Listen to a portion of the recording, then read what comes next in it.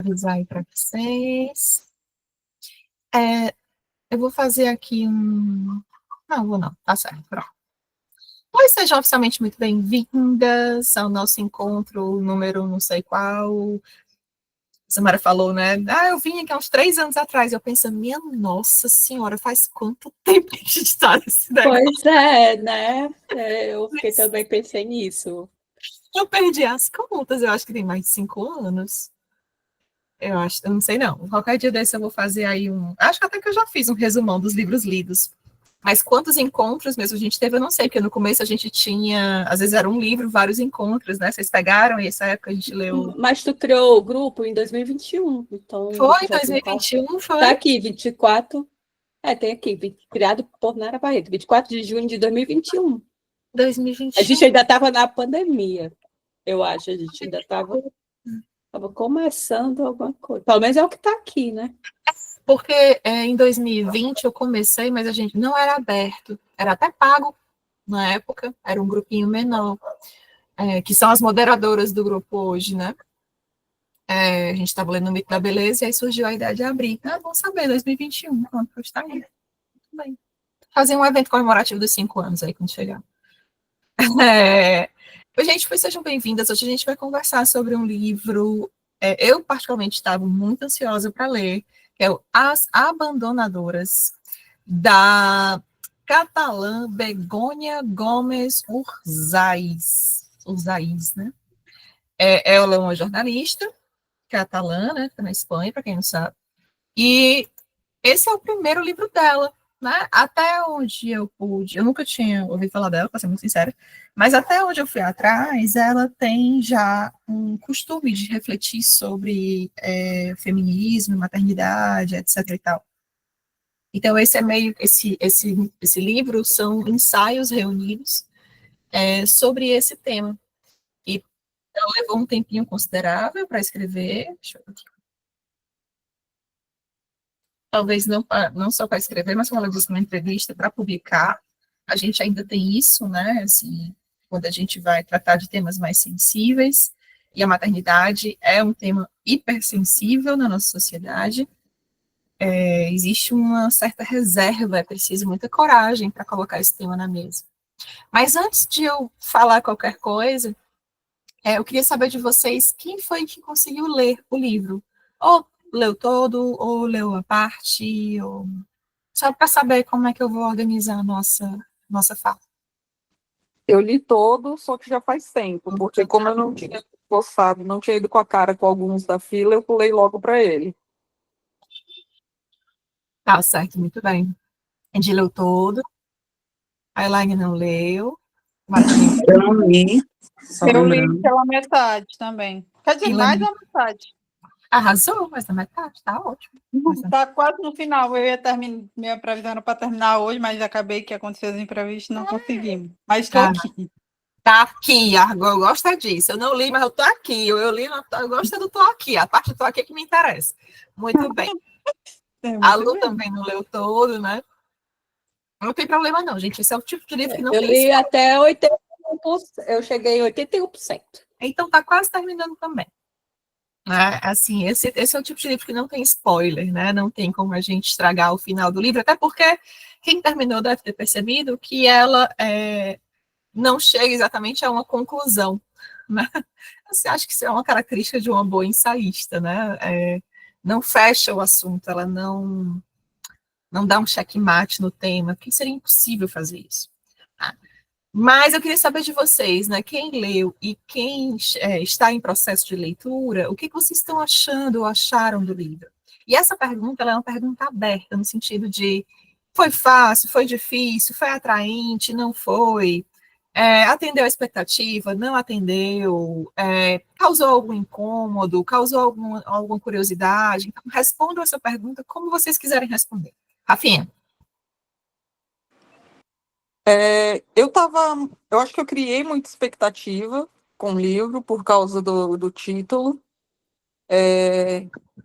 Muitas referências eu não conhecia, então achei difícil algumas vezes me conectar com o livro, mas de uma forma geral eu gostei, porque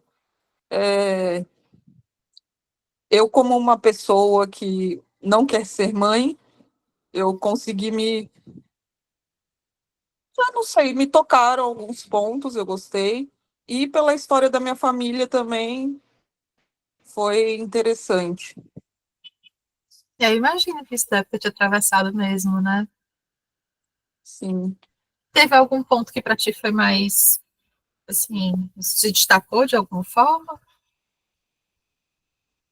Não, eu acho que assim, de uma forma geral, ver como ela coloca em tantos momentos que mau negócio que é ser mãe, Ah! e assim, porque é muito cruel o que é feito com a mulher na sociedade, assim. A coisa da culpa, de você perceber assim que a culpa vem antes de você ser mãe, até. Se você acha que pode estar grávida, já pensa no na bebida que tomou ontem. Ai, meu Deus, eu não devia ter tomado vinho ontem Essa porque eu tô situação grávida, né? deixa foda. Então, eu acho que como um todo foi isso que me pegou, assim, de ter muitas. Isso contrasta um pouco com a visão da família, né? Que sempre foi uma coisa assim. Eu tenho minha tia, irmã da minha mãe, ela falava: eu não consigo entender, não consigo aceitar uma mãe que abandona um filho. E eu fui uma das pessoas que quis conhecer a minha avó biológica, depois que a gente soube onde ela estava, tal, e quis conhecer, enfim, quis conhecer a história. E eu não sei, acho que acomoda melhor quando você vê tantos motivos que podem levar uma mãe a abandonar o filho. Uhum, sim, eu entendo. É quase um conforto, né? É, não chega a ser conforto, mas É, acomoda melhor. acomoda, sim, se acomoda, entendo. É isso, né? Essa é a angústia da autora, né? Nesses ensaios, ela tenta responder justamente isso, né? O que que leva uma mãe a abandonar um filho? Algo que para ela é incompreensível, ela como mãe de duas crianças, né?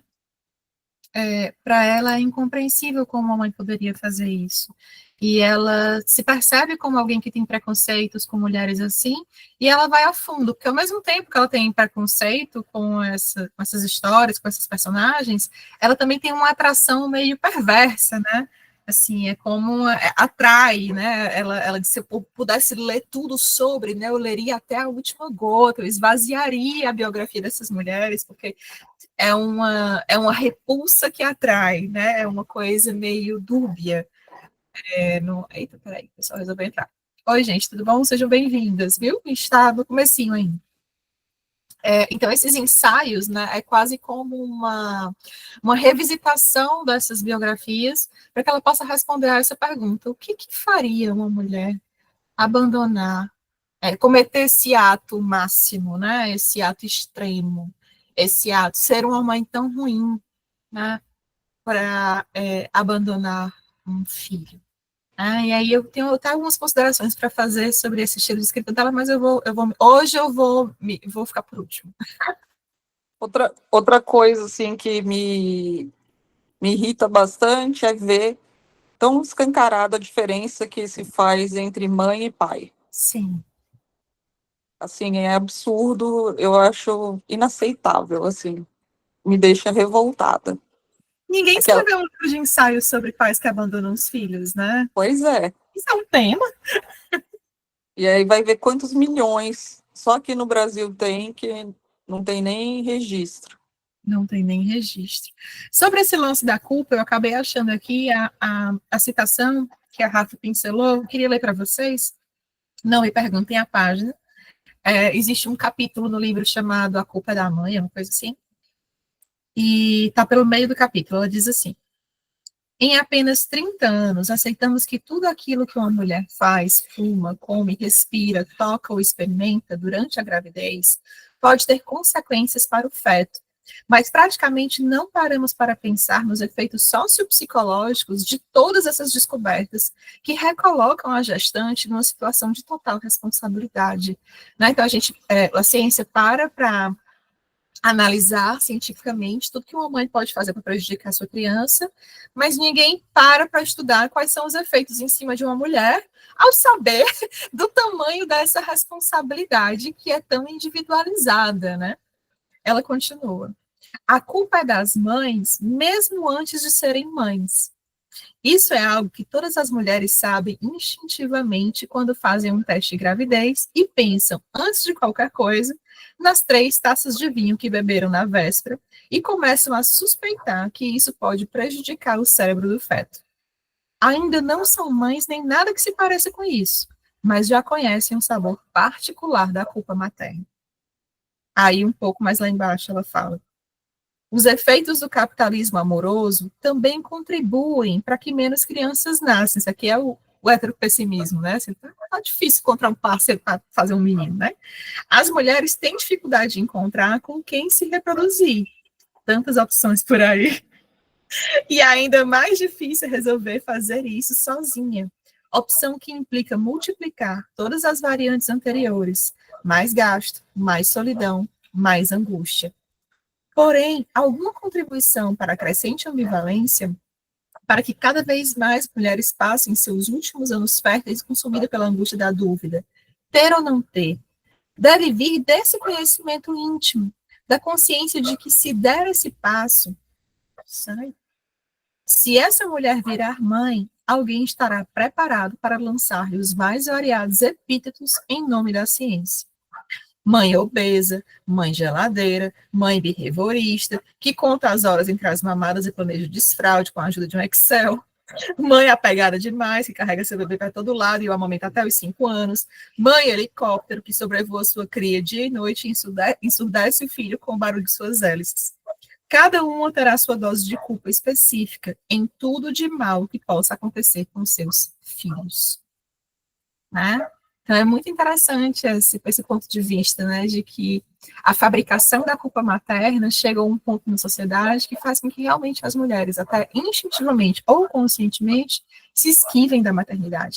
E essa é uma realidade, né? Muitas mulheres rejeitam a maternidade veementemente. Inclusive, existem movimentos, como na Coreia do Sul, por exemplo, de mulheres que se fecham completamente para qualquer relacionamento com os homens, né? Negam o casamento e negam a maternidade, porque sabem do peso da responsabilidade que vai recair sobre elas. Né? Então, eu achei maravilhoso esse trecho. Foi um dos que eu destaquei também e coloquei assim, vários asteriscozinhos. Lu,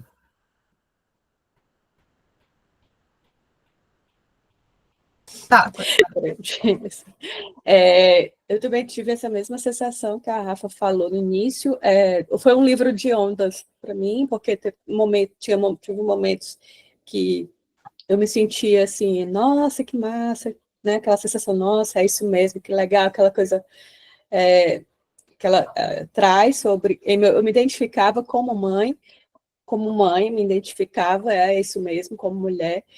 E outros momentos eu me sentia meio perdida por conta das referências, né, que ela, eu já falei aqui no início, as referências e também pelo meu modelo mesmo no livro, que às vezes os quadradinhos e as frases meus quebradas me faziam ficar perdida.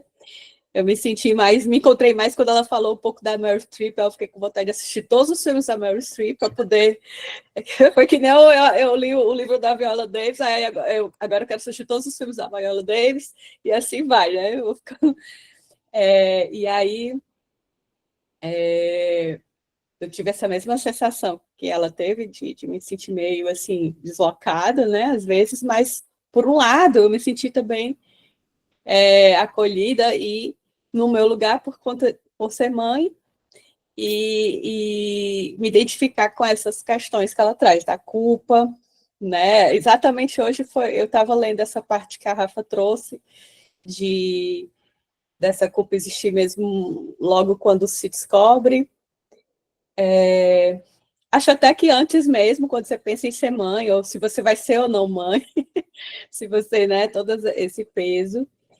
E achei bacana ela trazer, ela investigar a fundo, assim, as histórias por trás, tentar trazer, não só como justificativa, assim, porque é mais a história também que existia dessas mulheres, assim, o que aconteceu de fato, né?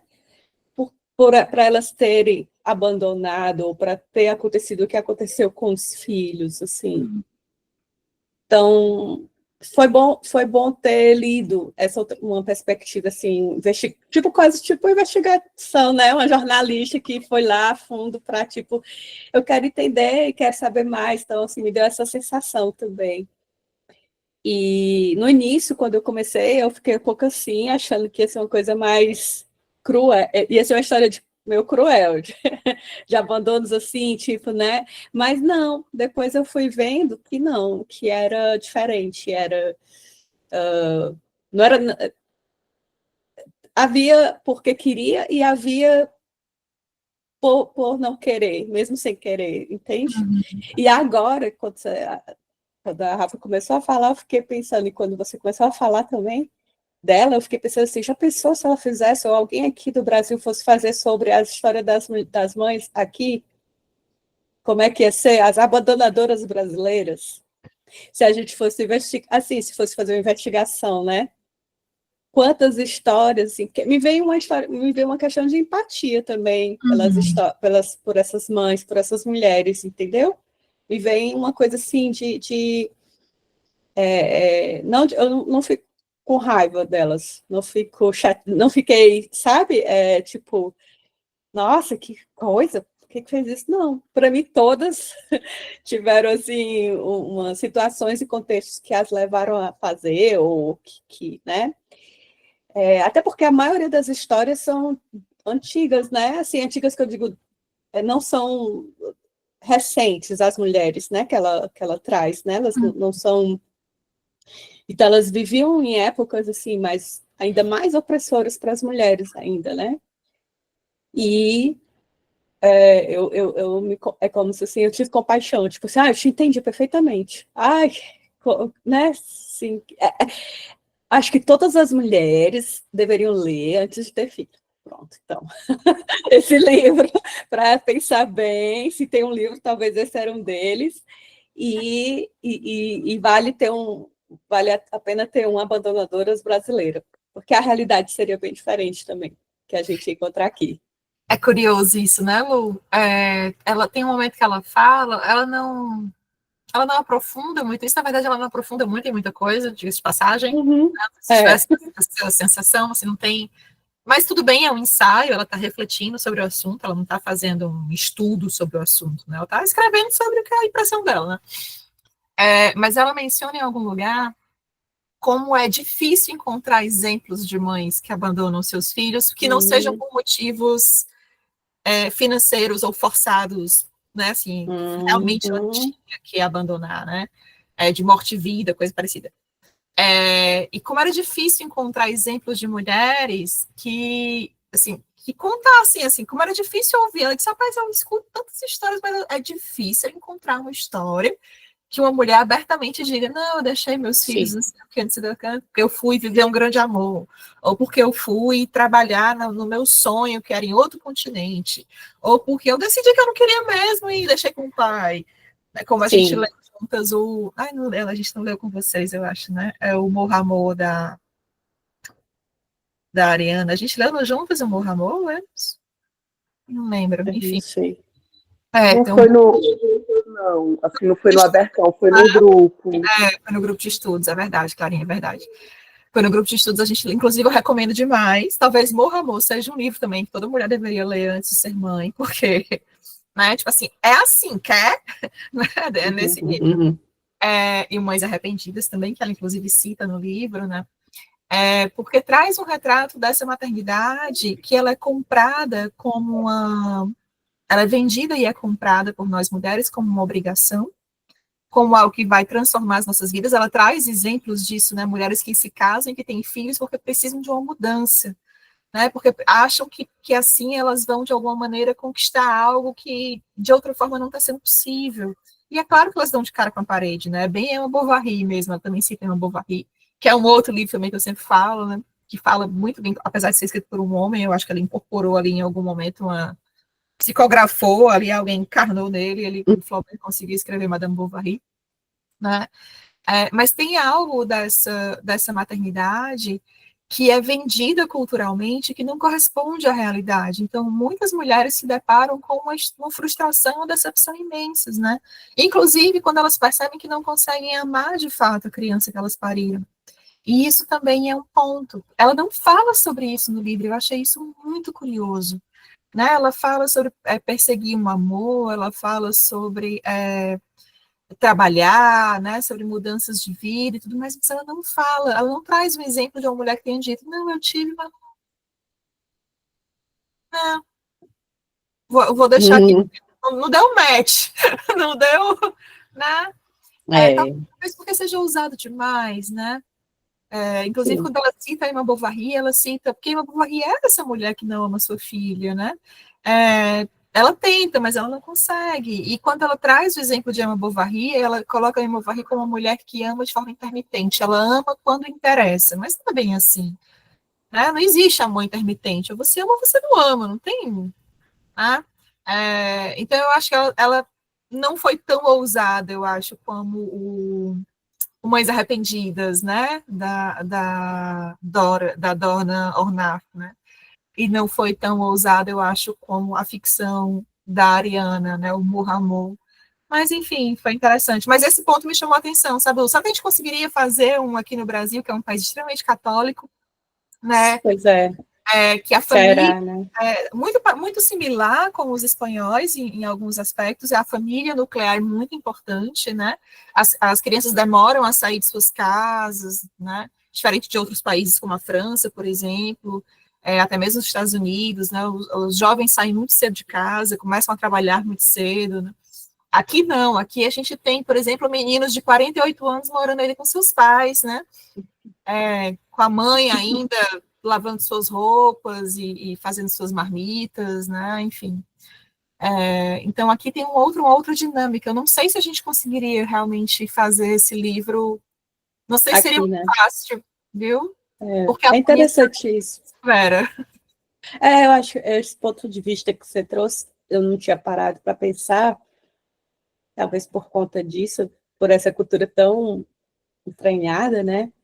Porque em mim, assim, que é difícil realmente para uma mãe admitir que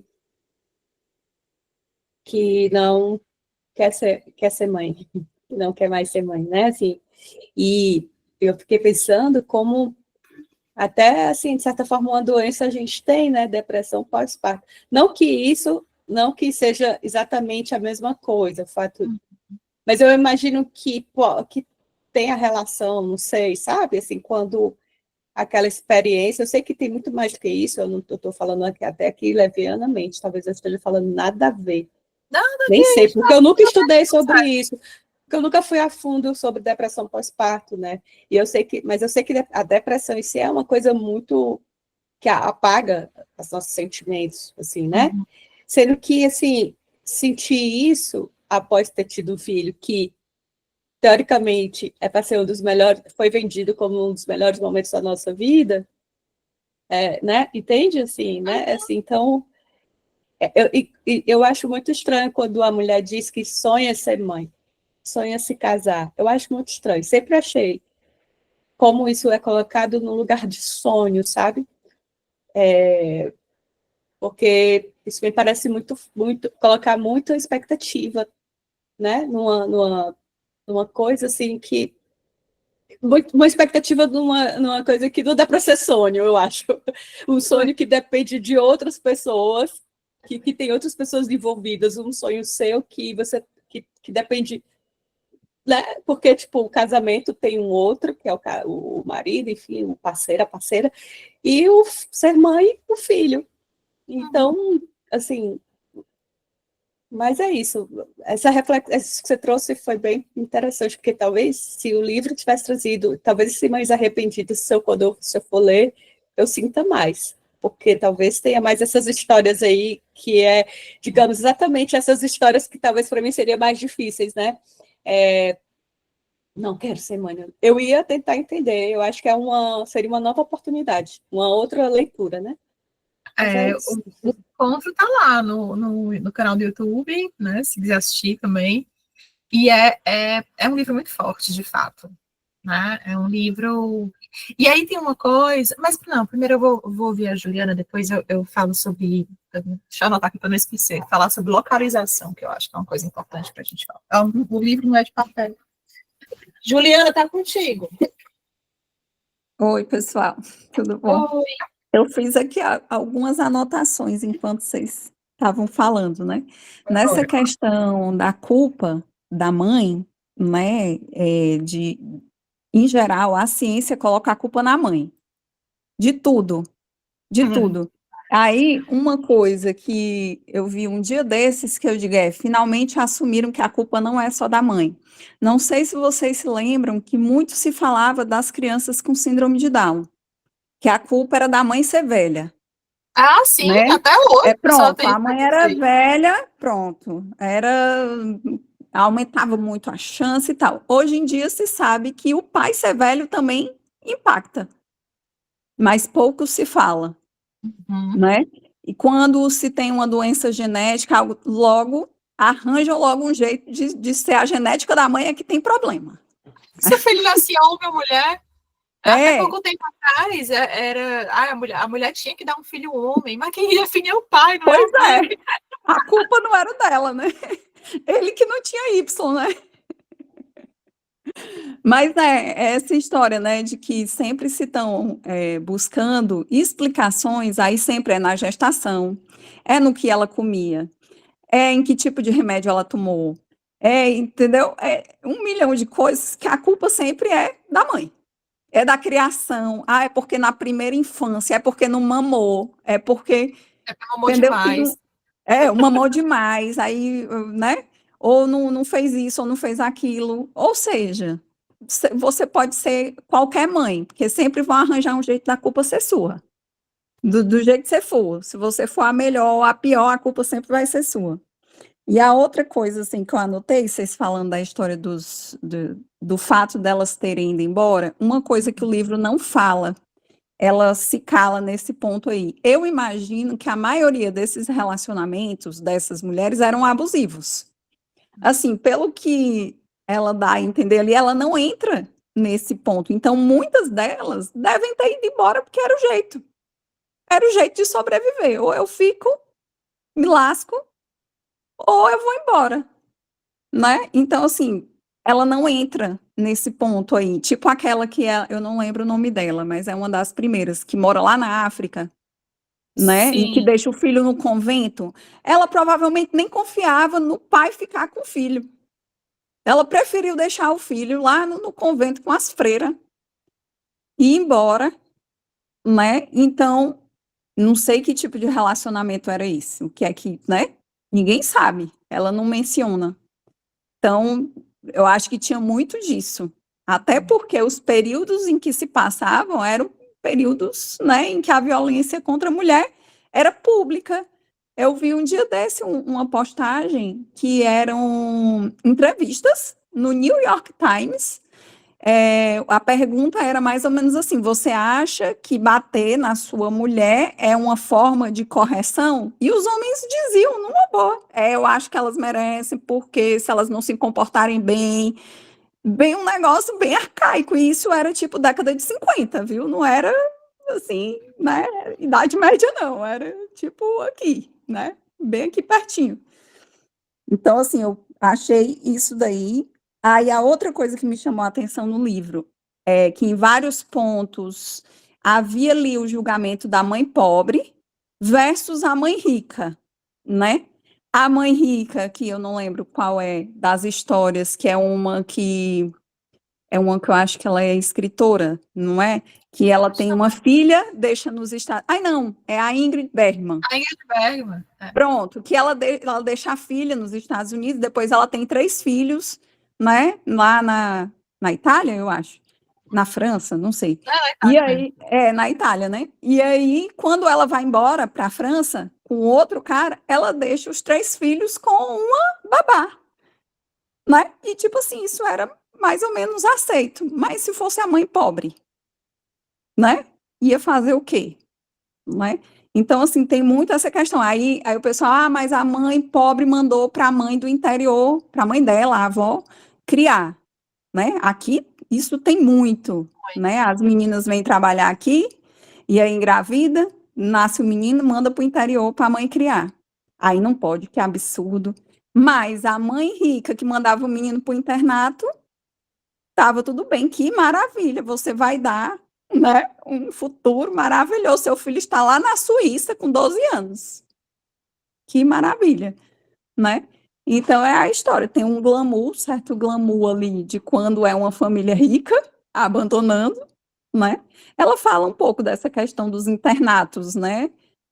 Quando, acho que tem uma delas aí que foi o menino foi para o internato com 6 anos, ou era 7 anos, né? E ela, uma das pessoas que ela entrevistou ao longo, né? E a outra coisa que me chamou a atenção, de que quando ela fala da vida dela, né, em vários momentos, ela fala sobre a história e ela retorna para a vida dela. A minha sensação é de que todo tempo ela está tentando se autoafirmar como mãe. Tipo assim, mas eu não sou tão ruim assim, né? Ela, tipo assim, ó, essas aí fizeram um monte de coisa, mas eu não, tipo assim, eu de vez em quando dou um nuggets, de vez em quando, né, ele tá aqui de pé no chão, mas eu não sou tão ruim assim, então acho que ela meio que escreveu esse livro como uma forma de se livrar da culpa própria dela, né, assim, a minha sensação foi essa, né, em nenhum momento ela mostrou muitas falhas dela ali como mãe, né, que com certeza deve ter. Essas foram aí as minhas impressões. E outra coisa que eu anotei agora, da história do sonho de ser mãe. Eu sempre tive, né, a história do sonho de ser mãe. Mas era aquele sonho romântico, né, aquela coisa muito idealizada. E a história, né, do choque de realidade, da, da, da história da criança idealizada, né, porque você imagina, vai ser assim, vai ser assado. Aí a criança nasce totalmente o oposto. Menino que não dorme, que não come, que não é assim que você diz, ele vai ser educado. Menino não é educado, deita no chão do shopping, faz tudo o contrário que você imaginou, né? E ainda fui tão assim que ainda tive foi 3. Ainda não me conformei com o primeiro sonho, né? Mas tem muito essa questão do sonho, né? Eu acho que hoje tem um pouco menos, né? Mas, assim, na minha época aí dos 40 e poucos, dos 40 e poucos, tinha muito essa coisa idealizada, né? Do ser mãe, né? Que eu só vou ser completa se eu for mãe, né? Tinha muito isso daí. Hoje em dia, eu acho que tem outros caminhos, né? Existem outras possibilidades. Talvez se eu tivesse nascido, né, uns anos aí depois, não tivesse tido esse sonho, tivesse sido um sonho diferente, né? Pode ser aí. É isso, né? Essa última parte da tua fala me fez lembrar do livro da Zanello, não vou lembrar o nome, obviamente vocês me conhecem, sabe que eu esqueço, mas acho que a gente já leu, se não, a gente leu no grupo de estudos também, né? Como é, menino? Saúde mental, gênero. Tá bem? Saúde mental, gênero dispositivo. Obrigada. Saúde mental, ela fala, né, sobre como para as mulheres, durante muito tempo, e em algumas camadas sociais isso ainda acontece, o ser mãe é o status de maioridade. Né? Então, a gente cresceu com a ideia de que a nossa independência é muito alimentada pela psicanálise também, né? Assim, que a nossa independência, a nossa maioridade, a nossa adultice, ela aconteceria a partir do momento que a gente tivesse filhos.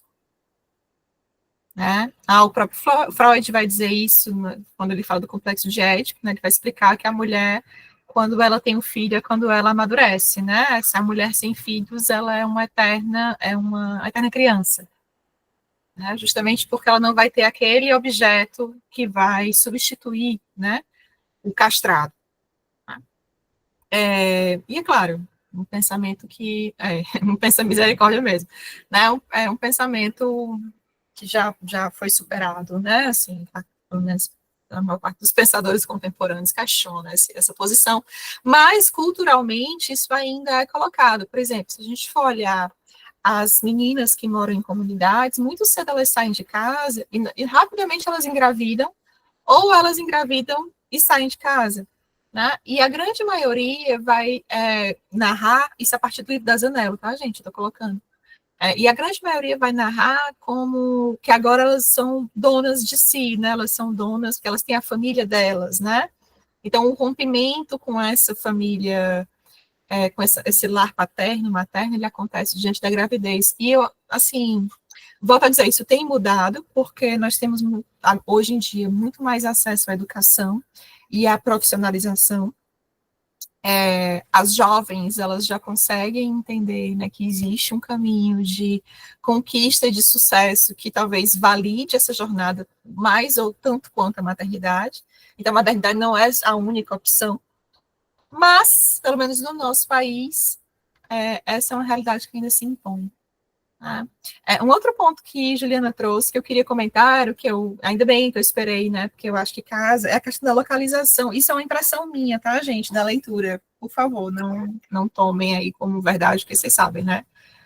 Não tô aqui para dar aula, não, é só a minha sensação. Eu li o livro e eu gostei bastante, assim, achei um livro tranquilo, de ler um dia, assim, numa sentada, porque para mim fluiu bem, mais do que os outros, inclusive.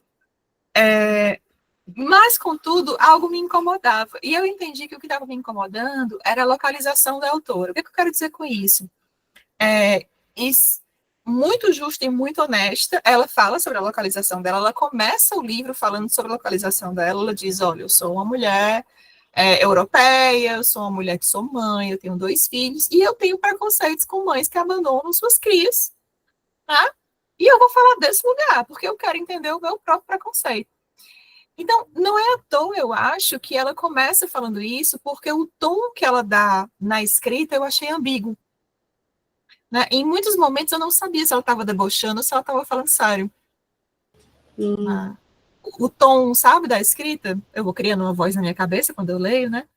E muitos momentos eu não sabia se ela estava sendo irônica, se ela estava julgando, assim, mas você está escrevendo que tu está julgando, como é que tu está sendo irônica, tem um deboche aí, tem uma, né?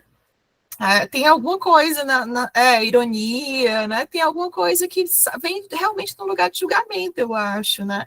Mas, ok, porque, mais uma vez, é um ensaio, né? Então, são as impressões dela, são os sentimentos dela, e não tá ótimo. Né? E ela fala sobre isso, né? Então, muitas vezes, eu achei o texto muito bom por isso, né? Porque é um texto que está muito longe da neutralidade. Né? Ela não não tem essa pretensão, a pretensão da neutralidade, né? Ela está se colocando ali com a verdade dela, né? E justamente com isso, né? Com essa complexidade da coisa. E eu entendi que era uma questão de localização quando ela começou a falar, ela fazia acho que foi Luciana que falou algo sobre isso, ela fazia algum comentário sobre uma mãe má, né? E depois ela colocava entre parênteses alguma coisa do tipo, mas quem não ama aquelas bochechinhas e aquele cheirinho, não sei das quantas. Aí quando eu lia isso, eu ficava tipo, eu.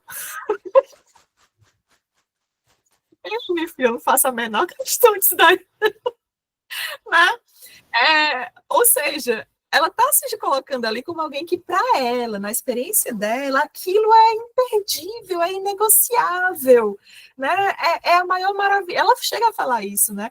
É a maior maravilha do mundo. E eu pensando, para algumas, né? Porque para mim seria um pesadelo, né? E eu entendi ali que era uma questão de localização. Ela está escrevendo aquilo como uma mulher que tem filhos e que tem o desejo desses filhos, né? Esses filhos, eles são desejados, e esse desejo se confirma na experiência dela, com todos os solavancos da maternidade, mas é uma reafirmação da escolha que ela faz quando ela conhece e ama essas crianças, né? Mas eu acho que isso difere, por exemplo, do Mães Arrependidas, né, da Dona Ornath, porque a localização da Dorna é diferente. Ela não é mãe. Então, quando ela escuta aquelas mulheres, ela escuta de um outro lugar, né, do lugar de uma mulher que não é mãe e que não... Né? Então, a escuta dela não gera muito espanto, como gera com a nossa autora aqui, com a Catalã, né? A Catalã parece que se espanta, né? E é esse o espanto, a motivação da escrita dela, da pesquisa dela, né? Então, eu percebi que que tem esse lance. E aí, quando eu percebi isso, ajudou a lidar com o meu estranhamento. Eu tava ficando com raiva da mulher. Eu, sim, bicha, mas e aí, né? Tu vai tacar a pedra na Geni agora? Vai ficar sendo debochada aqui com as monas, né? Não é assim que funciona, não. E aí eu consegui entender nas entrelinhas essa complexidade, né? Que tinha um julgamento, mas também tinha uma admiração, né? Que tinha ali um espanto, mas também tinha identificação. E aí, no final, quando eu terminei a leitura, eu fiquei pensando, né? Eu disse, meu Deus, é isso, né? A literatura ela é maravilhosa porque coloca a gente diante dessas complexidades, né? De que as coisas elas não são sim ou não, tudo, nada, preto, branco, né? Mas que é um grande espectro de experiências que, inclusive, mudam, né? Eu acho que talvez se eu lesse esse livro 15 anos atrás, eu teria seria um outro encontro, né? Porque eu era uma pessoa que ainda não sabia se queria ter filhos, era uma pessoa que vivia um outro tipo de relação, né? Uma pessoa que olhava para minha própria mãe de uma maneira diferente. Então, eu teria tido uma experiência diferente por esse aspecto. Mas, enfim, era isso que eu queria falar sobre localização. Quem mais?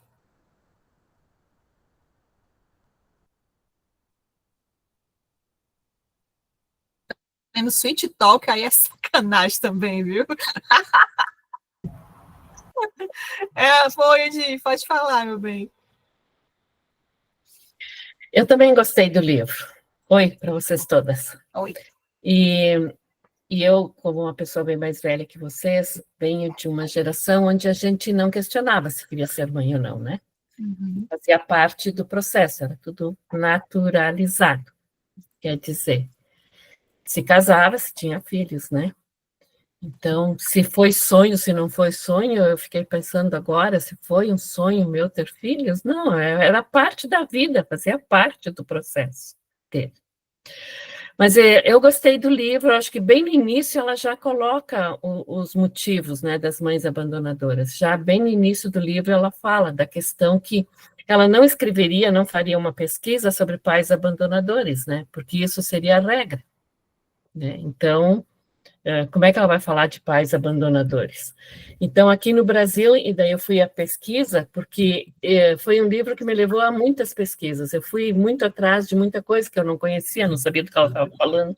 Então, ao mesmo tempo que eu fui lendo, eu fui procurando. Hoje desde 2016, hoje se tem quase 1.300.000 crianças sem o nome do pai ainda na certidão. Né? Então, esse é um tipo de abandono. E quando a gente fala de culpa, que vocês estavam comentando ali do início, primeiro porque a gente já nasce com culpa, né? Porque dentro de uma religião católica e nós aqui ocidentais, a gente já nasce com o pecado original, né? Então, a gente já nasce com culpa.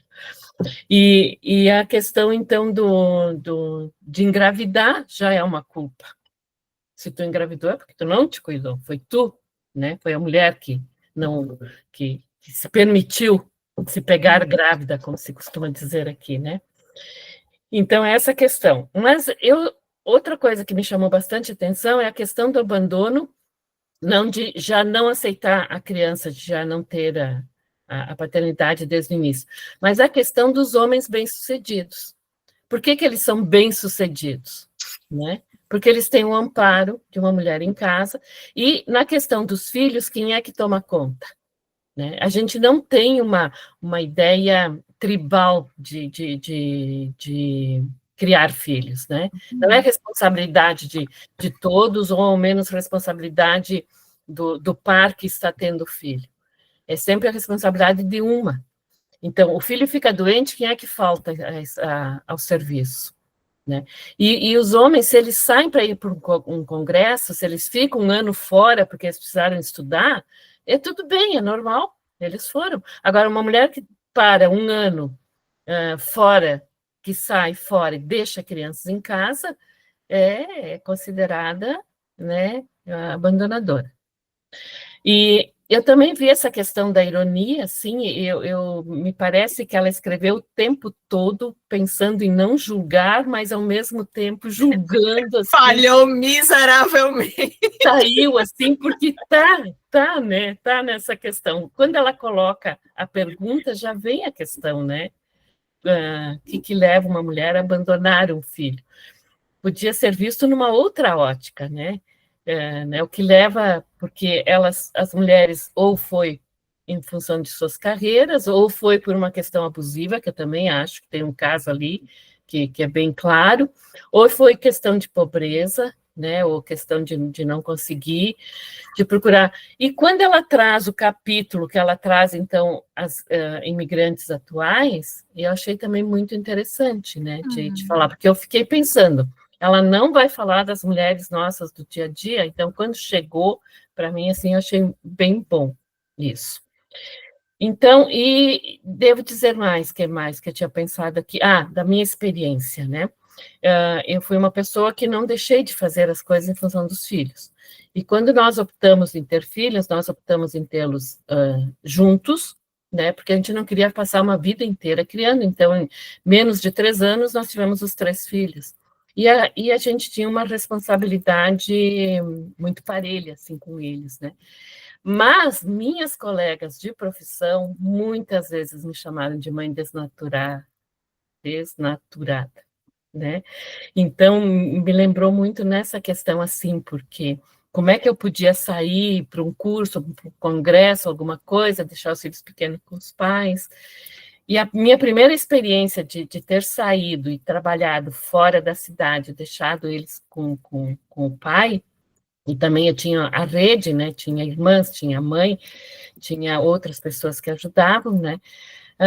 Foi muito interessante, assim, para nós, para o pai das crianças e comigo, né? O quanto a gente questionou sobre isso, que o pai se dar conta do que é a convivência, o dia a dia, o cotidiano, né? Sem uma mãe que daí tem que exercer os 2 papéis.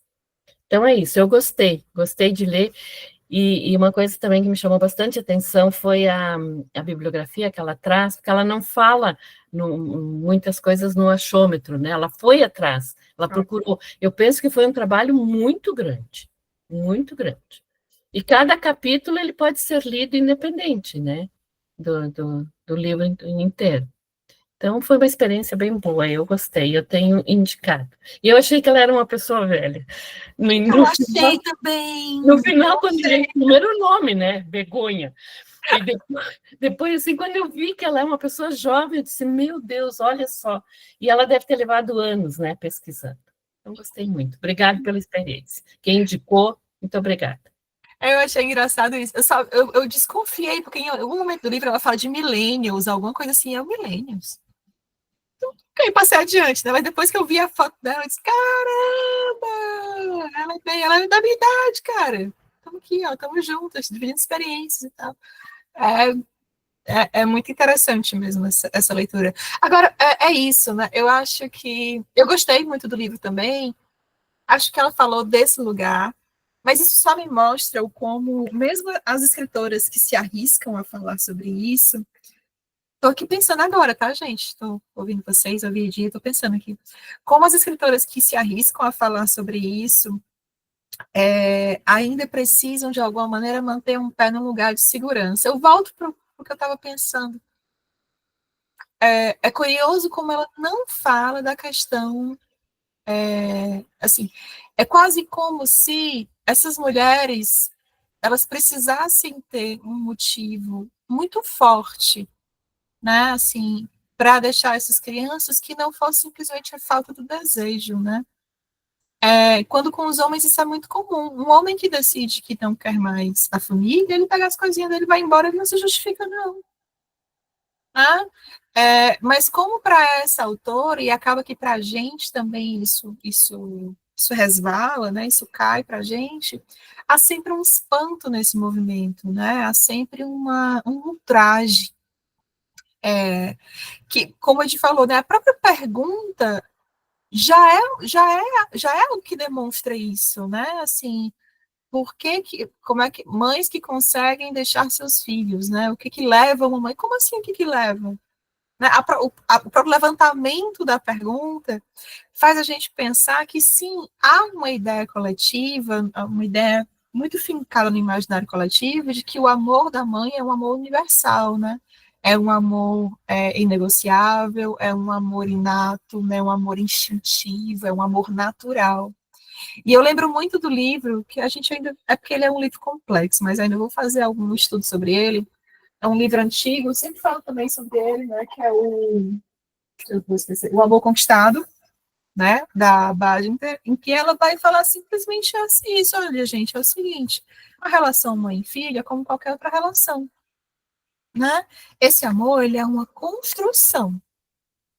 Né? Ah, mas eu já amava meu filho antes dele nascer, porque você construiu a relação com esse filho que não existia dentro de você. Mas é sempre uma construção. Não é uma coisa natural, não é uma coisa instintiva, não é animalesco. Eu acho até que ela menciona aqui no livro alguns exemplos da vida animal que colocariam por terra essa perspectiva do instinto, né? Porque muitos animais abandonam seus filhos, né? Comem seus filhos, matam seus filhos, né? Eu sempre conto a história da minha gata, né? Que um dos filhos, ela estava de saco cheio dos filhos, ela expulsou, não queria mais, sai daqui, vai te vir aí viver. Ou a minha porquinha da Índia que comeu os filhos tudo, né? Assim, não dá para dizer que isso é natural, né? No máximo a gente tem um hormônio específico, que é quando a gente está parindo e depois está amamentando, ele é secretado pelo corpo, mas não justifica essa relação tão profunda que se imagina que uma mãe deva necessariamente ter com um filho. Né? E aí eu acho que faltou um pouco mais de peito para ela entrar nesse mérito, sabe? Por que não? Por que não, gata? Porque eu não quero, porque né, fica com pai, tipo, o morro-amor, né? Tipo, eu não quero isso, não quero, experimentei, não gostei, tá aqui, papai, beijo, cuida, eu tô indo embora. Não estou falando aqui, gente, de um lugar de aplaudir ou não uma posição como essa, né? Eu estou falando de um lugar de como mães arrependidas. Eu estou falando de um lugar de que alguém que sabe que isso existe e que me pergunta por que isso não é falado. Né? Mirlane, Boa noite, boa gente. noite. Então, da parte que eu li, eu gostei da leitura, achei muito interessante. Foi um processo de desconstrução mesmo, né? Uhum. Porque eu tinha aquele velho preconceito, né? Às vezes até cristão, né? De religioso, religiosamente, achar que a culpa é de um absurdo de uma mãe abandonar os filhos. E, assim, é questionar sobre esse abandono e esse julgamento, né? O julgamento é social, né? De achar que a mãe abandonou, ela é má e ausente, mas raramente se questiona porque um pai não assume esse mesmo papel, né? E, assim, eu penso que eu estava refletindo também, né? Que você falando aí, não é fácil, a gente banaliza e achar que é uma decisão fácil, assim, abandonou. Como se fosse da noite para o dia, uma mulher decide abandonar o filho. Mas eu desconstruí esse pensamento, né? Até quando, assim, quando uma mulher também, a questão do aborto, tem também o pessoal da direita acha que a mulher vai abortar é uma decisão fácil. Ah, vai aumentar o caso de aborto, não sei o quê. Aí eu fiquei pensando nisso. Não é uma decisão fácil. Você chegar não é para noite para o dia, né? E tem relação a um pensamento, uma experiência pessoal, né? Assim, eu conheço pessoas que abandonaram o filho e uma pessoa, uma parente que abandonou o filho, deixou os filhos para a avó criar, mas aí uma filha, que é a mais religiosa, é, é a que sente mais raiva da mãe. Aí eu fiquei pensando na questão religiosa, né, da culpa, realmente, e ver isso, né? É, ela sente muita raiva da mãe, e então é isso. Aí, eu gostei bastante do livro, né? Eu vou terminar de ler, quero terminar com certeza de ler, e então é isso. Né? Tem um lance, não sei se vocês perceberam, né? Que ela constrói essa ideia, que a gente até já mencionou aqui, eu vou só aprofundar, de que para uma mulher abandonar um filho, é preciso haver, de fato, uma justificativa muito válida. E aí a sociedade tem os crivos, né, como se existisse uma tabela de indicadores, assim, do motivo mais válido para o motivo que não é válido de forma alguma. Então, por exemplo, se as mães imigrantes, né, as mães que deixam seus filhos, que têm que mudar de vida para, inclusive, dar uma boa vida para os seus filhos. Esse motivo, a sociedade... tá aqui. A mãe que foge da guerra, não sei das coisas. A mãe que, sei lá, que foge de um relacionamento abusivo e tem que deixar o filho no lugar porque não tem condições de levá-lo. Então, quanto maior o sentimento de culpa da mãe, o martírio da mãe em deixar esse filho, mais desculpada ela está. Né, assim. Mas, por exemplo, uma situação como a do livro que ela trouxe da Highsmith, né, da Patrícia Highsmith, da Carol, que tem um filme, né, que a mãe abre mão da filha para viver um amor. Né? Assim, você vai, mas você não pode levar a menina. Ela, tá bom. Então, sinto muito, né, vai partir meu coração, mas eu escolho minha vida. Né? Se eu pudesse, eu levava. Mas já que eu não posso, então eu vou escolher a mim. Esse escolher a mim é inconcebível. Isso é doido, viu? É doido por quê? Né? Porque para o pai é possível. Desde que garantido o bem-estar da criança, e porque existe uma ideia, que é uma ideia muito equivocada, de que a ligação com a mãe, ela é insubstituível. É equivocado. Por quê? Porque uma criança não deveria ter como referencial de amor uma pessoa apenas. Esse é um problema da nossa sociedade, onde o cuidado, a responsabilidade, inclusive a responsabilidade afetiva, recai apenas sobre a mulher. Né? Então, vai destruir a vida do filho, por quê? Porque ela seria a única pessoa capaz de amar aquela criança incondicionalmente. Daquele amor específico, daquela mulher específica que a criança precisa. E não de uma outra figura materna que possa assumir esse lugar, porque poderia, né? Poderia ser uma tia, poderia ser, sei lá, uma avó, né? Dispostas, desejantes daquela criança. Por que isso destruiria a vida da criança? Se existe uma outra figura, ou outras figuras, no plural, que amariam e cuidariam dela, né? Que dariam o que ela precisa. Eu lembro muito de um livro que é um dos meus livros favoritos, né? Da Madaluz, não, menina, olha, tem dias. Eu sempre sou ruim de cabeça, mas da Carola Saavedra, o Com Armas Sonolentas, né? Que, aliás, eu super recomendo também, é um livro super corajoso, que vai falar também sobre isso, né? Não sobre o abandono, mas também sobre o abandono, mas não só sobre isso, mas sobre como as relações de amor elas são construídas e o que significa a gente construir a nossa história.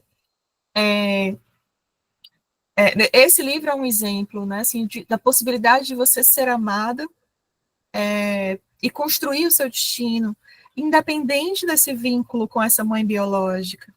Né? Então, esses aspectos, eles me chamam a atenção.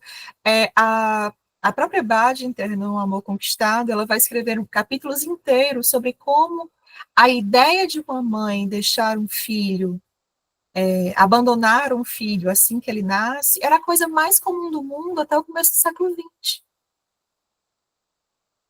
Não era julgado, não havia julgamento. Né? Até o século XX? Até o século XIX. Né? Até o começo do século XIX. Né? Então, as mães não criavam seus filhos. As crianças morriam feito mosca.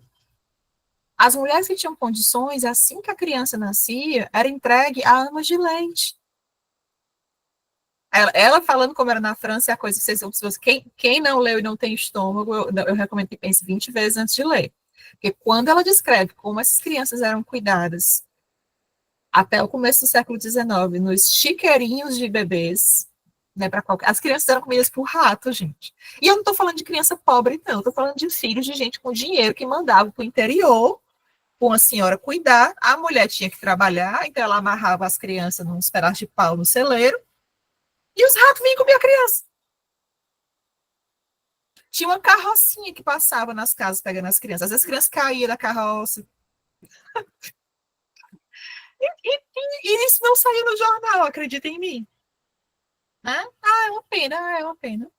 Então, essa ideia dessa hiperresponsabilização, desse vínculo que não se rompe, é uma ideia muito recente. Essa pergunta, o que levaria uma mãe a abandonar seu filho, ela não seria feita no começo do século XIX. Não seria. Né?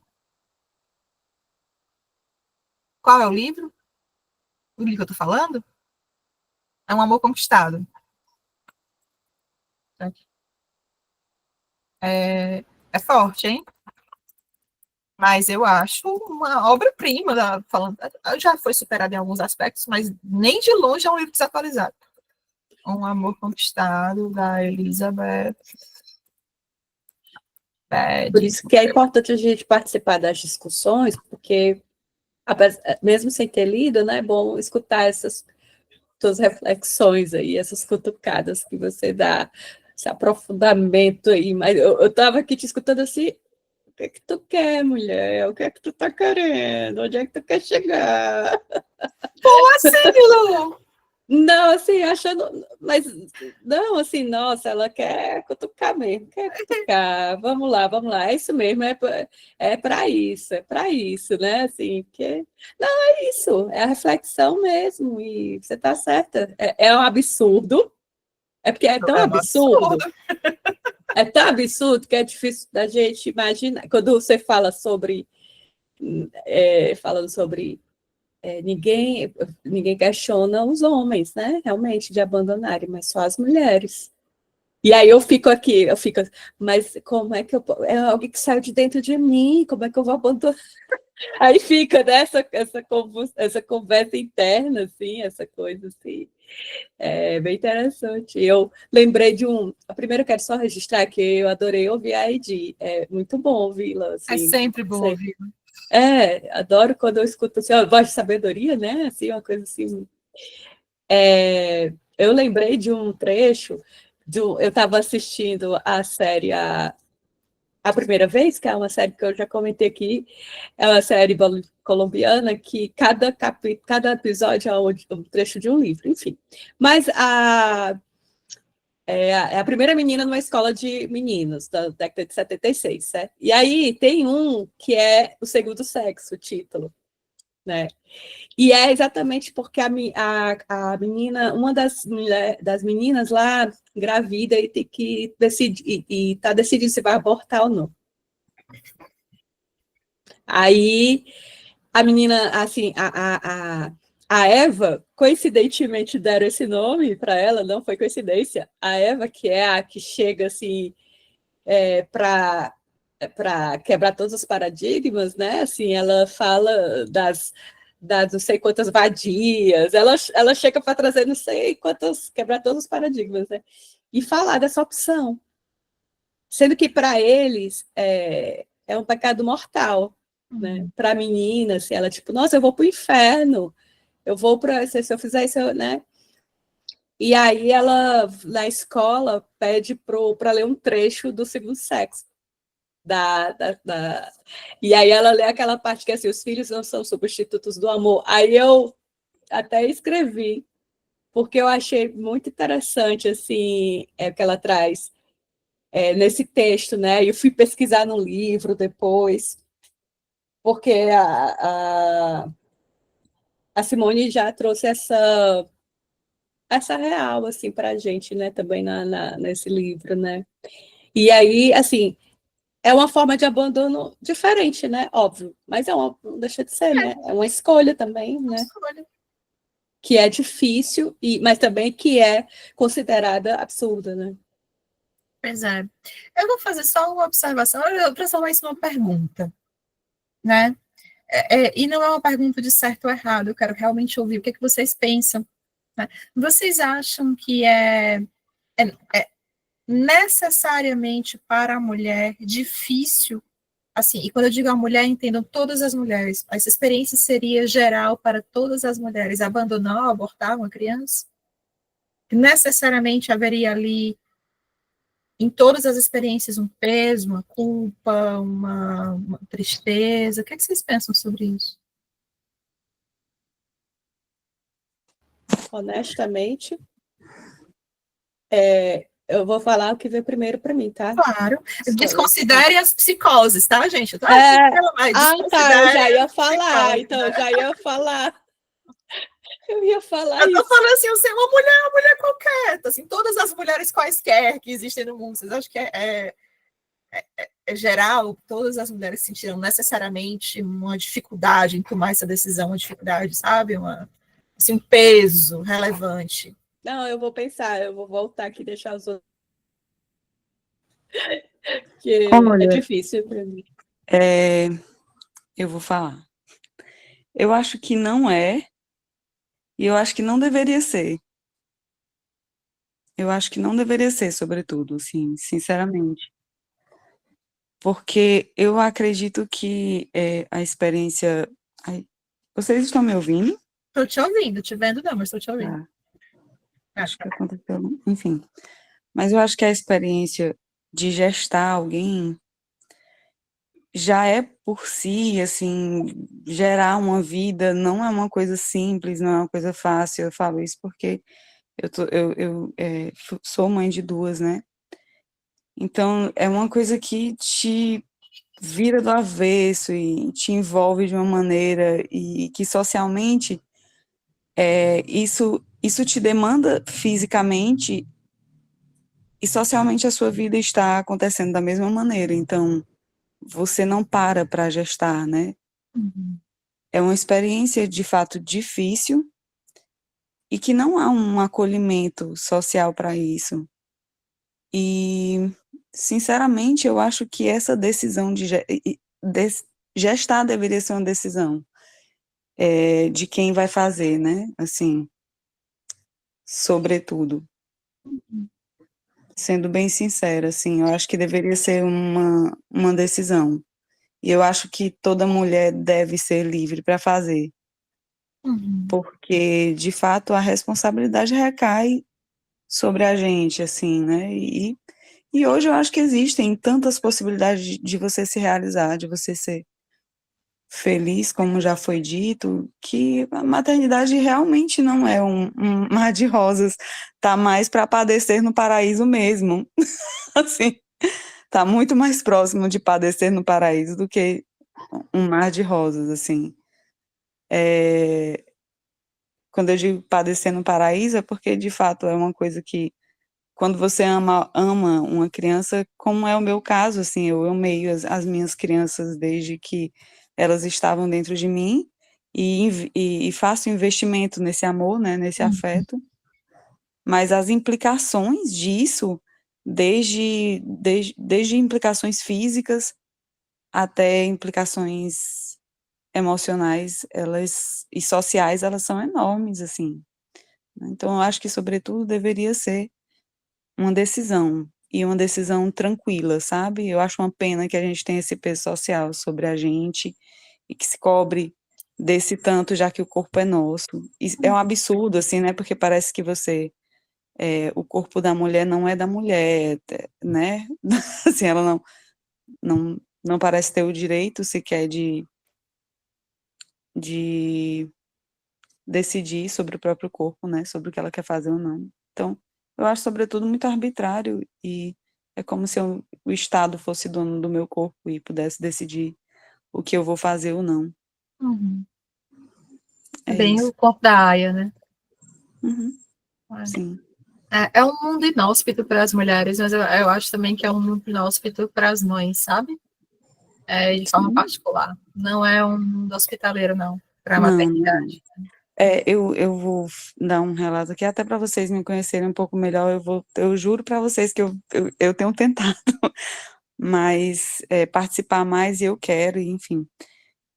Mas eu estudo maternidade, assim, faço mestrado na UFC, mestrado de artes, e o meu, basicamente eu pesquiso arte erótica, porque eu desenho erótico mesmo, e arte erótica como resistência aos dispositivos de sujeição. Essa era a tese inicial, a possibilidade inicial. Hoje ela é uma coisa bem diferente, mas assim, eu entrei nesse mestrado antes de engravidar, engravidei durante o mestrado, e eu vou dizer uma coisa para vocês, assim, não é a mesma coisa, sabe? Não é a mesma coisa porque você não é a mesma pessoa depois que você volta, e porque a academia não te acolhe, as pessoas não te acolhem. Você, sinceramente, eu sinto isso direto, assim. Inclusive, hoje, o foco da minha pesquisa está muito mais na maternidade do que no erotismo, de fato, porque é um lugar de muita dificuldade, assim, desde orientações, desde a sua relação com o tempo, né, assim, eu, inclusive, escrevo na minha pesquisa sobre o tempo, tem um, um texto da Leila Maria Martins, que ela fala sobre o tempo espiralar, né, a performance do tempo espiralar, não sei se vocês já ouviram falar, mas eu super recomendo esse livro, mas ela fala sobre essa coisa do tempo no Ocidente, né, que o tempo é o cronos, no Ocidente é uma coisa linear, e aí eu falo na minha pesquisa que a experiência do tempo para uma mãe, ela não é a mesma coisa não, assim, a gente não está na linearidade, a gente não está no cronos, a gente está no caos mesmo. A verdade é essa, é que a gente vive o caos, e a gente tenta se equilibrar nesse caos, e é super injusto, é covarde, é absurdo, gente, é absurdo, sinceramente, assim, sabe, vocês também, se vocês já ouviram falar da Anzaldúa, mas a Anzaldúa fala disso, que você, como mãe, às vezes você tem que escrever nos não lugares, você tem que escrever nos não tempos, assim, constantemente, eu às vezes fico conversando com a minha orientadora, ela diz, olha, mas uma escrita não tem que ser confortável, eu disse, amada, confortável?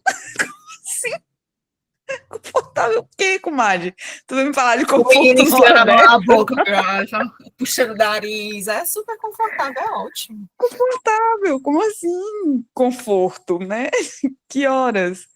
Né? E às vezes eu me sinto, passei inclusive por episódio de me sentir culpada porque eu parei, né? Você decidiu, né? Engravidar nesse momento, você decidiu parir nesse momento, e, tipo, como se a pessoa transasse porque quer engravidar. Não necessariamente, né? Uma das possibilidades de você transar é você engravidar, mas não necessariamente você transa para engravidar, pode acontecer com todo mundo. E eu posso decidir ser mãe, né? E isso é uma coisa que deveria ser respeitada, enfim. Mas não é um lugar fácil, então não deveria, já que não é um lugar fácil, não deveria ser obrigado a estar nele, né? Assim, não deveria ser dificultado o acesso à escolha de não ser, né? Então, eu penso que é um absurdo a gente não poder decidir sobre isso, sinceramente. Sim. Fala, Clarinha. Ai, Vai, a Clara saiu, mas já ela volta. Vai tu. Coisado o microfone. eu mexo no fone e a chamada cai, é um saco esses fonezinhos. Mas então, respondendo sua pergunta, Nara, assim, eu não vou falar que eu tenho certeza, porque talvez sou arrogante, mas não existe só uma possibilidade de sentimento, né? Não é possível que todas as mulheres que abortaram e que abandonaram sintam um arrependimento, né? Eu acho que existem milhares de possibilidades, né? De sensações, inclusive alívio, né? Só que é um tabu tão grande, a maternidade ainda é um tabu tão grande que a gente não pode nem quem é mãe, sabe? são poucos os espaços que a gente pode falar sobre as dificuldades, sobre o cansaço, sobre o estar de saco cheio, sobre o perder a paciência, né? Porque senão é isso, já começa a vir aquele rótulo de mãe de merda, então por que escolheu ser mãe, se não vai dar conta, se está reclamando. Então, e ao mesmo tempo, é muito solitário, né? Vários dedos para apontar e dizer como você tem que fazer ou como deveria ser, mas é muito solitário. Né? São poucas as pessoas que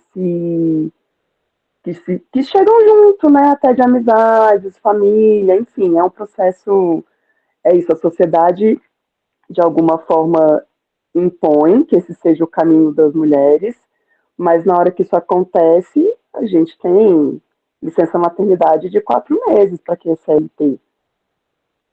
Para quem não é, pariu hoje, Trabalhou amanhã você tem amanhã. que... Exato, então assim, como é que dá conta, né?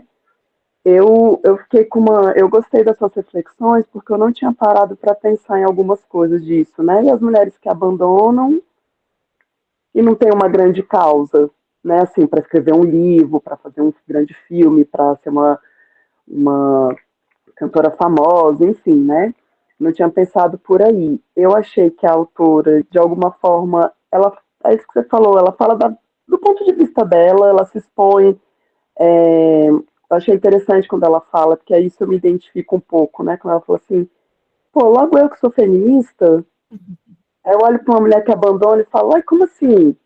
Então, assim, também traz, acredito que muitas mulheres para fazerem essa reflexão, né?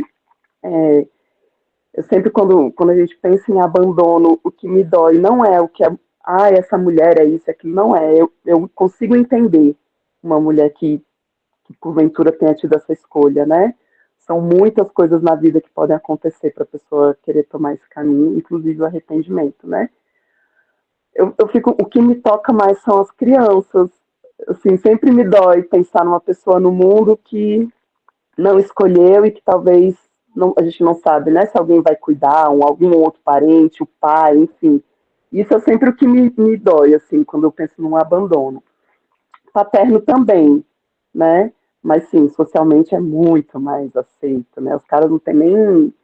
Eles vão viver outra vida, né? Assim, eles não se importam no que eles estão perdendo, né? Enfim, se eles estão ferindo alguém ou não.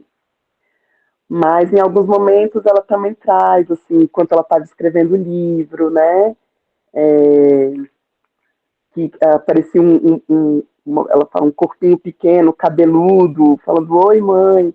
Ela, pô, eu poderia dizer aqui que eu achava isso fofo, mas a verdade é que me dava um desespero, porque eu não ia conseguir fazer, né, o meu projeto e tudo e tal. Então, eu acho que o livro ele é interessante no sentido de que ele traz mulheres que bancaram o seu desejo, que não era a maternidade, mesmo depois de serem mães, né? Só que, claro, quando coloca assim com produções maravilhosas, pessoas que depois ficaram reconhecidas, né? A Montessori, eu não sabia disso, por exemplo. Também Né? não Você fala sabia, assim, não. que doideira! Mas é interessante, eu gostei, assim, achei um livro fácil, né? Fluido de ler também. E gostei de ter ouvido sua reflexão, assim, realmente, faltou isso, faltou ter aquelas mulheres que abandonaram porque não se identificaram com isso, e não tinham um emprego foda, um amor, né? Só queriam ter as suas vidas, enfim, sem criar um filho. Mas isso, eu acho que em algum lugar, para a maioria das pessoas, e acho que, sendo muito honesta para mim também, em algum lugar traz um incômodo, Oh, porque a gente é socializado que, cara, a mulher, ela vai dar conta, ela é a que vai cuidar, ela é a que vai amar. Quando todo mundo desistir, vai ter uma mulher ali para cuidar de alguém, né? Então, quando a mulher abdica desse lugar, causa um desconforto, né? Mexe, assim, com o que a gente está acostumado. Mas justamente por isso, acho que é importante, né? Também a gente ler para se questionar. O que está incomodando, o que está te deixando desconfortável, né? E aí entendo quando você fala que ela não bancou porque ela trouxe o que ia ser aceito, né? O que as pessoas iam ler, ela falou que legal. Se talvez se ela botasse algumas histórias assim mais fora da curva, digamos assim, né, menos aceitáveis socialmente, o livro teria uma outra repercussão, né? Acho que sim, teria mais resistência. Eu estava te ouvindo, Clarinha, e pensando, eu não tinha pensado sobre isso até te ouvir falar, mas até o próprio nome, abandono, estou pensando aqui, o que é abandono, né? Porque, assim, os exemplos que ela traz, e são onde eu pensei, refleti sobre isso, esse movimento, né? Não era assim do tipo, eu tive um filho e deixei no banco da praça, né? Ou tive um filho e joguei no lixo, né? Ou deixei na porta de alguém que eu não conhecia, toquei a campainha e saí correndo. Não, nada disso. Essas mulheres, elas não foram irresponsáveis nesse sentido, né? Inclusive, até onde eu posso estar enganada, mas muitas delas, a grande maioria, mantinha inclusive contato, mandava dinheiro, né? Se preocupava se tá tudo bem, tá vivo, tá respirando, tá o que precisando de alguma coisa? Não, então tá bom, né? Então, assim, tentaram, encontraram depois de adultos, eu acho até interessante, tem uma que ela diz, não sei se foi a Mercy Rodoreda, que quando adultos podiam conversar assim, né, mais tete a tete, mas não deu certo, enfim. Então, não é como se elas tivessem deixado. O que é abandonar? Né? Porque umas deixa com o pai e se abandona, deixa com os avós, é abandono. Deixa numa escola especializada, onde muitas outras crianças são colocadas por pais que viajam, que trabalham, né? Se não cuidar de pessoas que. Isso é abandono? O que é abandono? Né? Então, eu te ouvi falar agora, Clarinha, eu fiquei pensando até o nome, né? As abandonadoras, né? Abandonou, o que leva a mulher a abandonar o filho? Abandonar? É verdade. Né? Aí me faz pensar nisso, né? Como a própria construção dessa imagem, o levantamento dessa pergunta, a gente volta para aquele lugar do a mulher está numa viagem de trabalho, como o Edi falou, né? E a outra olha e diz assim, sim, mas você deixou teu filho com quem? Como se a criança não tivesse pai, como se ela não tivesse avós, como se ela não tivesse outros cuidadores, né? Ou seja, se não está com a mãe, está abandonada. E se for numa festa, então, Isso é mulher. ela ficou em casa sozinha, Foi. dormindo. Eu deixei um potinho de água, um potinho de ração, né? E tá lá. Não se preocupa não, porque eu botei água e ração para 2 dias. Ah, então, não é assim, né? Então, estava te ouvindo e pensando nisso, que até a construção do termo, de onde a autora parte, é algo questionável. O que é abandonar? Deixei ao léu, deixei na chuva, deixei.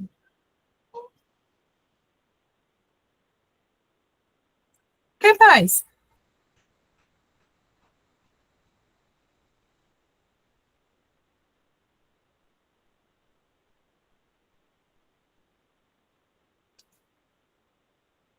Tem uma expressão que vocês devem ter, quem chegou nessa parte, tenho certeza absoluta que vocês devem ter se identificado, porque eu não sou mãe, me identifiquei.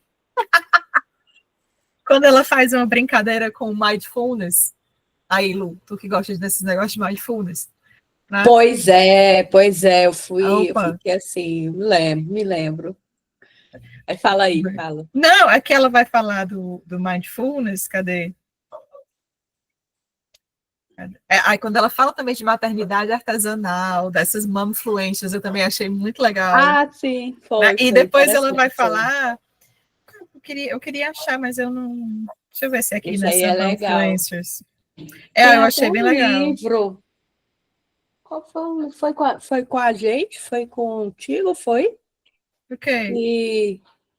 Ou foi outro grupo que eu participo, que tem uma mãe que é influencer e que a mulher tinha uma fã e não foi nesse grupo, não foi em outro grupo. Eu vou depois ver o livro aqui qual foi o livro? A Influencer, o nome do livro. Acho que sim. é. A Influencer. Porque ela é uma mãe assim, influencer, né? E acontece uma série de coisas. E aí conta toda a história dela, o que ela faz. Enfim, aí é bem interessante. Mas vai, fala aí. Não, é porque tem Do uma... mindfulness. Ela tem uma hora, deixa eu ver se eu encontro aqui, que ela fala do mindfulness. Eu fiquei assim, gente, por que o povo acha que mindfulness é uma coisa individualista? Eu acho que foi isso que o povo fez.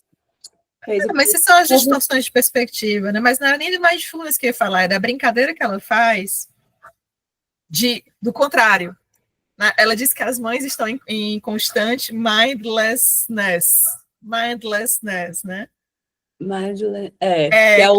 Ela fez uma brincadeira, sim, com a palavra, né? Que seria o contrário, que seria o sentimento que as mães têm de que elas estão sempre no lugar errado, fazendo a coisa errada, né? De que elas estão sempre onde elas não deveriam estar, né? E que ela entendia essa sensação que seria o contrário do mindfulness, né? Ela até diz assim: desconfio que não ficaria rica se escrevesse um manual de mindlessness, disciplina inventada na qual me considero um especialista. Como se sentir sempre no lugar errado, com a mente em outro lugar. Lá e depois, em vez de aqui e agora.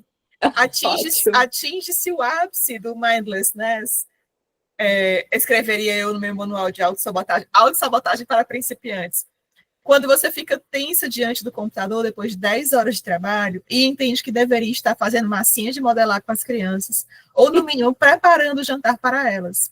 Também é peak mindlessness ler um livro para seu filho e olhar de vez em quando o relógio do celular, calculando se meia hora de historinha já é suficiente. Se alguém está fazendo as contas de tudo isso e sentenciará a favor da demandante, né?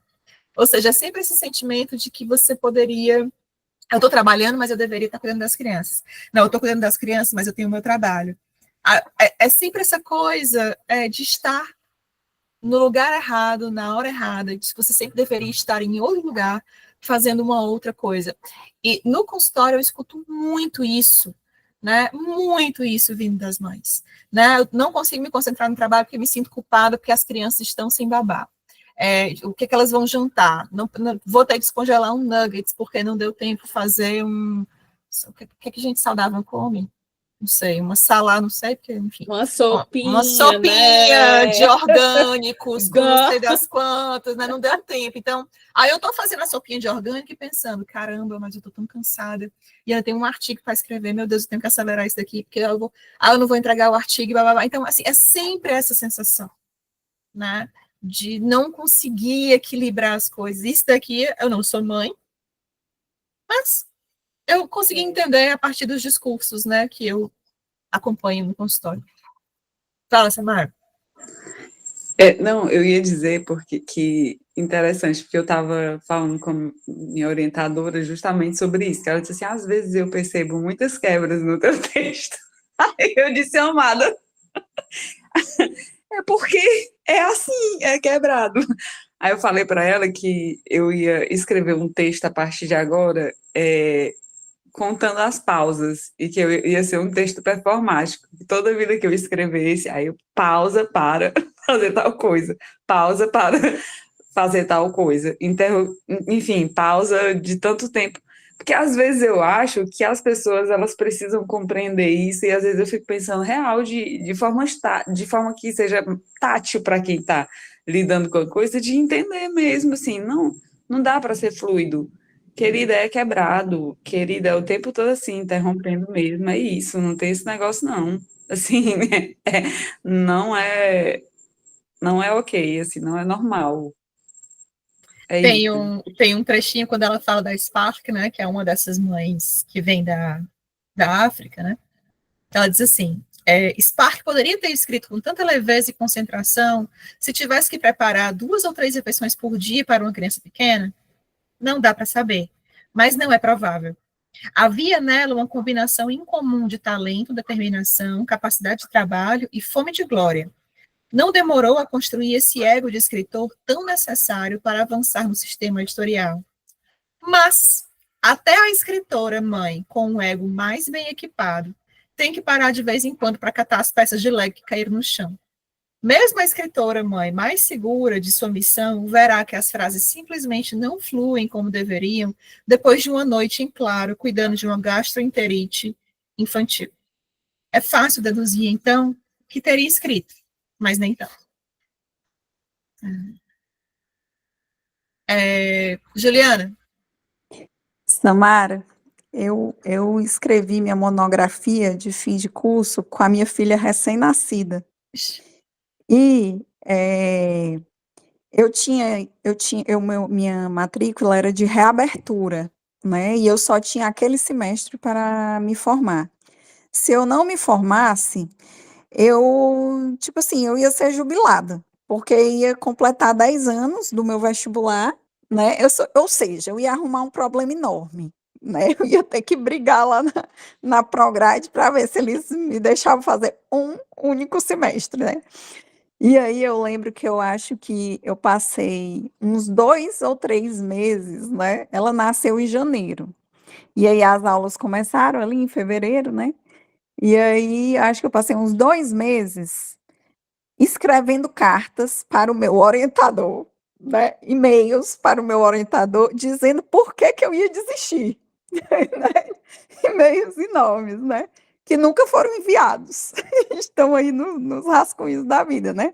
Até que um belo dia eu disse assim, rapaz, eu vou ter que fazer esse negócio mesmo. E aí foi com o menino, foi do jeito que deu. Eu tenho várias fotos com ela no colo e lendo os livros de 1900 bolinha. Não sei como é que ela não morreu de uma alergia, porque os livros eram muito antigos, né, da biblioteca. E era com a menina no peito e lendo e digitando, e assim ia, né? E aí, falando da história do mindfulness, né? O meu sonho não é o mindfulness, é o mind emptiness. Entendeu? Ficar assim, sem nada Azia. na cabeça. Nada, nada. Tipo assim, o sonho da meditação, zero, zero. Né? Atingiu o nirvana. Total, total. meu. Tipo assim, não 1 minuto de nada na cabeça. Não quero estar aqui agora, nada.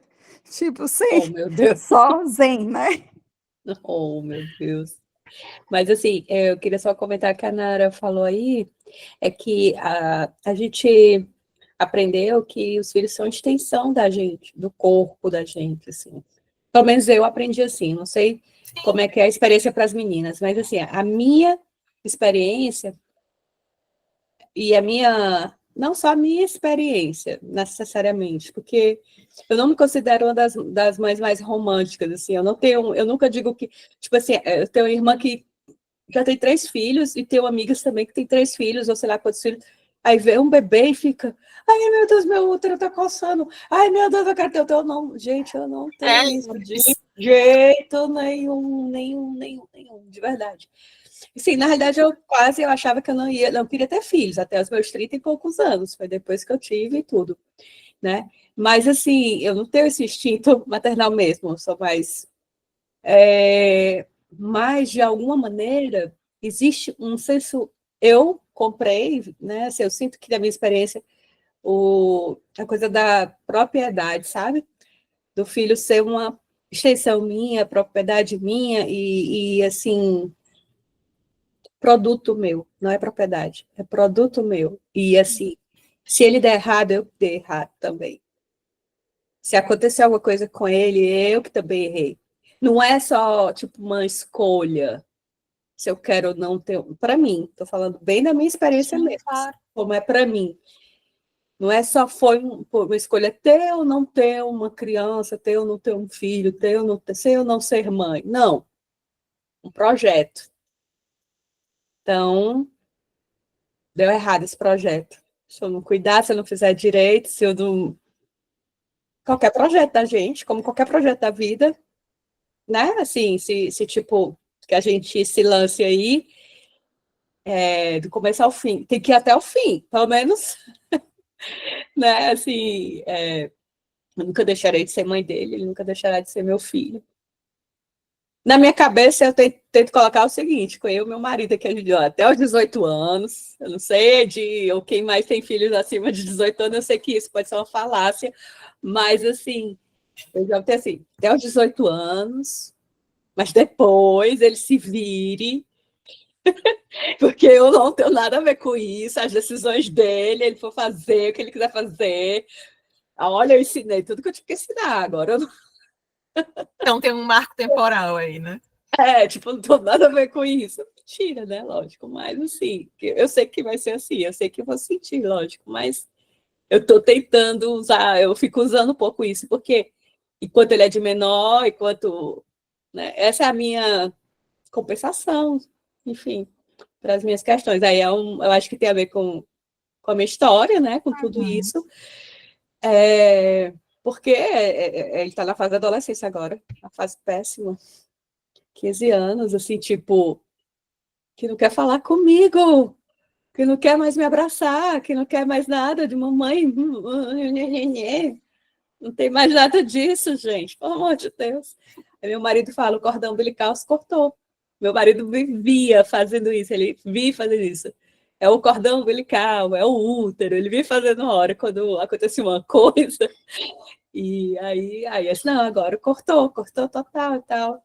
Aí eu tô tentando me convencer de que é isso, assim, eu preciso realmente cortar e ele tem que se virar e, enfim, e ter uma relação mais saudável. Mas a gente aprende, eu aprendi, assim, né?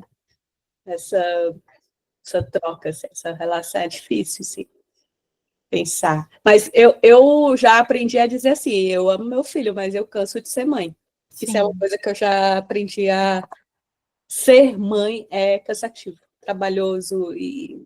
Isso é uma conquista, viu, Lu? Conseguir, eu acho. Eu sei que não é fácil elaborar isso daí, não. Sei assim, né? Não, nem imaginar, né? Sim. Agora, eu vou fazer uma piada meio sem graça, mas, por favor, o meu humor é muito peculiar, tá? Então, me perdoem. Gente que vai assistir depois, não me cancelem. Tô lembrando do episódio dos Simpsons, cara, que o Homer era uma figura, né? Eu adorava os Simpsons, acho que tudo os Simpsons, né? E tem um episódio muito engraçado que o Bart tá enchendo o saco, o Bart é tão pré-adolescente aí chato do caralho, né? Quebra tudo, desrespeita todo mundo. Aí o Homer diz pra Marge, né, que é a mãe, Marge, eu acho que a gente tem que pensar em aborto. Aí a Marge olha pra ele e diz assim, Homer, é um pouco tarde, né? Aí ele, isso é o que eles querem que você pense. Isso é o que eles querem que tá você aí, gostei, ó. Gostei. Eu ri, ó. Faz sentido, viu? A gente tem que pensar em aborto. Homer tá um pouco tarde. Isso é o que eles querem que você pense. Ai, gente, que onda. E aí, mais alguma coisa? Tá chegando o nosso horário. Tem mais alguma coisa sobre o livro que vocês gostariam de colocar? Aquele tipo de coisa, tipo, rapaz, eu não posso ir dormir sem falar isso. Eu acho que vale a pena ler o livro grifando as indicações que ela dá, Sim. né? Assim, ela dá muita indicação de livro, de filme, né? De muita coisa que em cada capítulo dá para você, né, abrir uma outra janelinha ali, né? Se fosse janelinhas do computador, né? E fazer aqui um comentário para Luciana, né? Luciana, teu filho tem quantos anos? Porque aqui em casa é o contrário. Aqui, 15, tem mulher, 15, pronto, 15. pois o meu tem 16 e é o contrário. Pense num bicho grudento e eu sou o contrário, não gosto. Olha aqui, ó, a Não, figura. rapaz, menina é pior do que gato, né? Olha aí, Olha ó. aí. Aí, ó. Vamos Aí fica trocar, aqui então. pregado, Manda o mulher. É meu. pregado. Não, Luciana, não dá certo, porque é igual gato. Sabe como é gato? Quando você não gosta de gato, o gato vem. Quando Aí o você gosta de gato gato, o gato vem. não vem. É igual Desse jeito. adolescente. Mas eu acho que é de treinamento, entendeu? Sabe a história dos queimar-língua? Que a gente falava quando era pequena, meu filho não vai, pronto, pois vem tudo o Pois contrário. é, Você o livro vai fala te uma coisa, vem testando. outra. Muito bem, gente. Eu agradeço demais. Para a gente terminar, eu queria ler um trecho que eu acho que sintetiza um pouco o que a gente está falando, que nem é da autora, é uma citação que ela faz de uma outra autora chamada Reiko Rizuto. Não me perguntem onde é. Eu estou lendo no PDF, gente. Aí eu estou lendo no tablet, não tem página. Simplesmente não tem página. Mas vamos lá. Deixa eu ver se tem pelo menos uma estimativa de página. Tem não, é isso. Ela diz assim: A hostilidade e o abuso voltados contra a mãe que vai embora claramente não dependem do fato de ela ir. Queremos que as mães sejam as grandes sofredoras, que ponham os interesses de seus filhos à frente dos seus e deixem seu próprio bem-estar para o final, se sobrar tempo. Precisamos que prepare o jantar, lave a roupa e leve as crianças para a escola, com os deveres feitos e a casa limpa e os biscoitos da merenda prontos e o agasalho comprado. Nossa sociedade sofre, as escolas estão arruinadas, as finanças da família estão espremidas e a pessoa a quem pedimos que negocie tudo isso é a mãe. É um trabalho enorme, grande demais para uma pessoa, especialmente quando, além disso, ela tem que trabalhar e ter uma vida. Porém, mais uma vez, fazer alguma coisa a respeito supõe uma ameaça. É isso. É sobre isso. Que É sobre isso. Né? Então, vamos nós ficar por aqui? Tudo bem?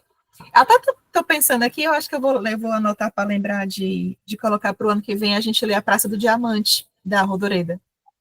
Eu ia falar isso Muito agora. bom.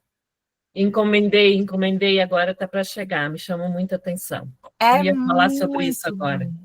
Para mim, é um desses livros assim que beira o genial, é genial. Eu acho muito bom. E olha que eu sou exigente para dizer que o livro é genial. Ele é Gosto considerado um muito. dos melhores, né, da Espanha. Eu super recomendo e eu acho que eu vou colocar, tenho certeza, eu vou colocar para a gente ler juntas ano que vem. Tá certo? Vamos tirar uma foto para a gente marcar um momento?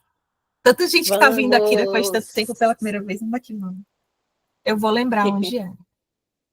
Quem se sentir à vontade para ligar a câmera, quem não, também não tem problema. Olha, metidíssimo, tá ótimo. Representante aqui da parte.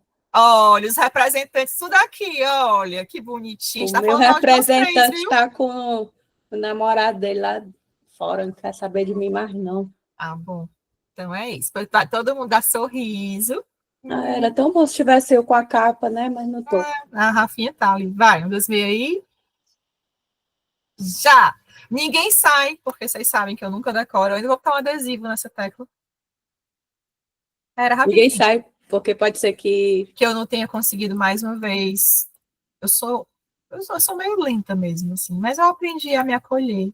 Não, moça, era esse outro que eu queria. Vamos ver aqui. Deu certo? Pera, tá abrindo aqui o... Acredite se quiser, estou abrindo o pente. Não. Deu não? Não deu certo, era para ter dado. Pera.